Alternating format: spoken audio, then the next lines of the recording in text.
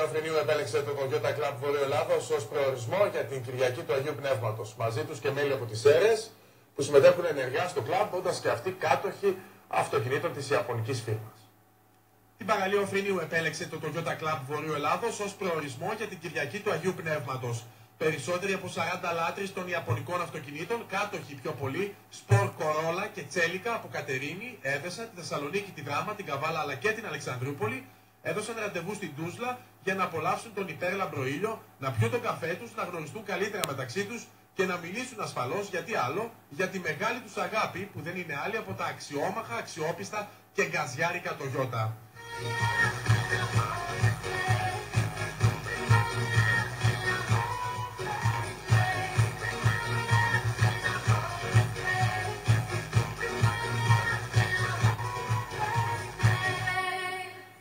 Επιλέξαμε αυτή την Κυριακή εδώ μαζί με το αδελφό κλαμπ, το Σέλικα Κλαμπ, πάλι εδώ Βορείο Ελλάδος παρατήματος, να κάνουμε έτσι λίγο, να βρεθούμε, να πιούμε το καφεδάκι μας, να ανταλλάξουμε απόψεις και γνώμες για αυτά που μας ενδιαφέρουν, για τα αυτοκίνητα και όχι μόνο.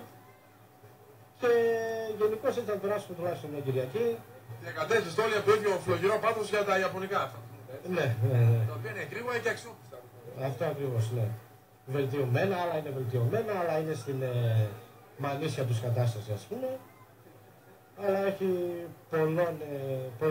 μεγάλο εύρος το πώς να τα βελτιώσεις, να τα αφήσεις. Δηλαδή. Τι αυτοκίνητα βλέπουμε? Βασικά είμαστε εδώ Κορόλα, διάφορες εκδόσεις, όπως και Σέλικα διάφορες εκδόσεις έχουμε σήμερα. Δηλαδή και εκδόσεις από άποψη εξοπλισμού και τέτοιο, αλλά και χρονολογιών.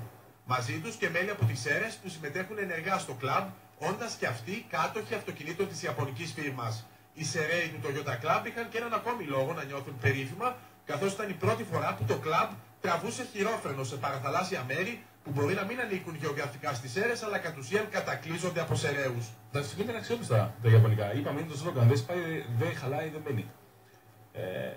Φίλοι Ιάπωνες, χρόνια τώρα. Κάτι ξέρουν οι Ιάπωνες. Έτσι ακριβώς. Το μόνο που βέβαια το γυρίσαν στην οικολογία και μας χαλάσαν τα γρήγορα που θέλαμε. Αυτό είναι το πρόβλημά μας. Έχετε τώρα το F286. Να το δούμε, το περιμένουμε. Μια παρέα μας το λέει εδώ. Αγαπάμε αυτό που κάνουμε πάνω απ' όλα. Και παρόλο την κρίση, γι' αυτό και είμαστε εδώ και τρέχουμε και αγωνιζόμαστε. Μαζευόμαστε εδώ σαν κλαμπ να κάνουμε κάποια συνάντηση. Κάθε μήνα έχουμε περίπου κάποια συνάντηση. Έτσι για το κέφι μας. Τα αμάξια, το Toyota εγγύηση, μας αρέσει πολύ, γκάζι αβέρτα, πολύ γκάζι. Η αξιοπιστία στο Toyota τα λέει όλα. Είναι το πιο σημαντικό από όλα, αν και σε δύσκολες εποχές λόγω της κρίσης. Εντάξει, το κέφι για την παρέα και για τη βόλτα δεν χάνεται ποτέ. Πάντα βρίσκουμε χρόνο και κάποια λίγα λεφτά για να κάνουμε μια εκδρομούλα και περνάμε όλοι καλά σαν παρέα. Από τη συνάντηση ασφαλώς δεν θα μπορούσε να λείπει το γυναικείο στοιχείο. Όμορφες γυναίκες που ακολουθούν τους φίλους τους στις τρέλες που κάνουν με τα γρήγορα αμάξια τους. Συνοδεύουμε, περνάμε καλά, δεν μας παραμένει καθόλου. Μας παίρνει μαζί του και παρέα. Πώς είναι το ιαπωνικό αυτοκίνητο έτσι στο ταξίδι? Κοίτα, το δικό μας επειδή είναι αρκετά γρήγορο, είναι καλά, είναι άνετο. Εντάξει. Τι αμάξι είναι το Toyota Corolla. Εντάξει, είναι καλά. Καλό είναι. Είναι ένα χόμπι ωραίο, δημιουργικό. Μου λέτε να αλλάξει, να φύγει από την Ιαπωνία? Όχι. Αφού είναι ευχαριστημένος, εμένα δεν μου πέφτει λόγος. Κάνουμε αρκετά συχνά, πάρα πολύ συχνά ταξίδια και μακρινά μάλιστα, είναι ξεκούραστο.